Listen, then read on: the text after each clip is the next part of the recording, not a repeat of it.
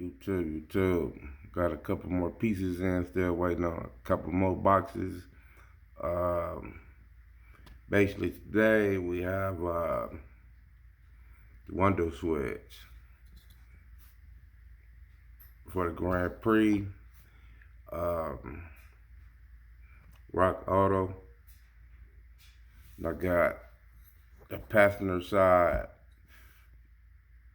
door handle. Still waiting on the driver's side. I don't know why they just sent me one box. I'm trying to make everything back a little original on the inside.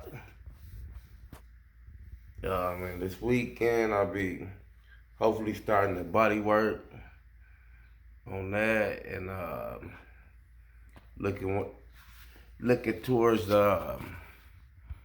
ordering a top too, little half a top replacement top.